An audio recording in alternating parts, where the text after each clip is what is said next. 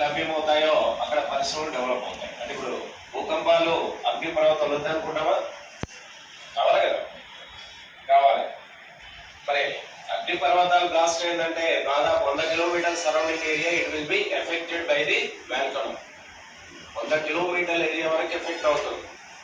ఒక్కసారి volcano blast అయింది అనుకోండి, high quality minerals they are coming upper layer. ఎన్నో ఖనిజాలు భూ ఉపరితలం దగ్గర పొరలోకి వస్తాయి. భూమి దగ్గర పొర అప్పర్ లేయర్ లోకి, కింది పొరలోకి మినరల్స్ అన్ని కూడా పొరల్లో రిజర్వ్ అయిపోతాయి. అవే ఇప్పుడు మనం తోడుకుంటున్నాయి. అంటే మరి పై పొరలో ఖనిజాల నాణ్యత తక్కువ ఉంటుంది కదా, ఇవి ఎక్కువ ఉపయోగపడతాయి? ఎంత ఉపయోగపడవు. ఇప్పుడు రైల్వే ఇండస్ట్రీ ఉంది, రైల్వే ట్రాక్ కావాలంటే 100% best quality iron is required. అంతే కదా. మామూలు ఐరన్ పెడితే ట్రాక్ నడుస్తుందా? నడవదు. ఐరన్ స్టీల్ ఇండస్ట్రీస్ ఉన్నాయి, బెడ్డింగ్లు అనుకోండి, వార్ వెపన్స్, యుద్ధ పరికరాలకు ఇనుము స్టాండర్డ్ క్వాలిటీ కావాలి. యుద్ధ పరికరాలు తెలుసు కదా, యుద్ధం చేసే పరికరాలు. అదేవిధంగా ట్రాన్స్పోర్ట్ అనుకోండి, మిషనరీస్, పెద్ద పెద్ద యంత్రాలు తయారయ్యాలి. ఐరన్ స్టీల్ ఇండస్ట్రీస్ అవన్నీ యంత్రాలు తయారైన best quality, compulsory best quality iron is very very essential. మరి ఇక్కడ ఉంది అది. మరి ఇక్కడ నుంచి లోపలికి పోయి తేలేం కదా. మరి ఏం కావాలి? Human being is required. Volcanoes or earthquake, భూకంపాల వల్ల పిఎస్ఎల్ వేవ్స్ ఉంటాయి, forces. By that waves that minerals are coming upward, upper layer.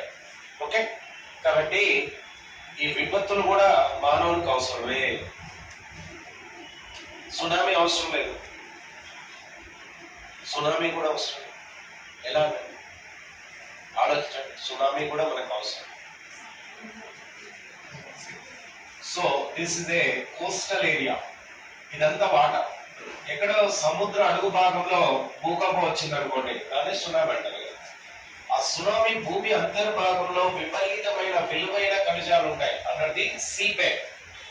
మరి ఇక్కడ ఎర్త్క్వేక్ వచ్చినప్పుడు మినరల్ కూడా పైకి వచ్చేసాయి. వచ్చి they can shifted, they can reserve on coastal areas.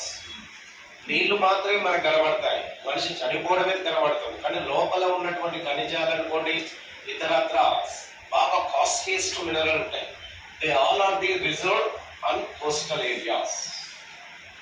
ఆ కోస్టల్ ఏరియాలో కాంటినెంటల్ సెల్ఫ్ అంటారు. కాంటినెంటల్ సెల్ఫ్ కింద ఇప్పుడు ప్రపంచంలో 90% crude oil, petrol, diesel, kerosene అన్ని కూడా ఎక్కడ లభ్యమవుతాయి? ఇగో ఈ ప్రాంతంలో డ్రిల్లింగ్ చేసి తీస్తాం.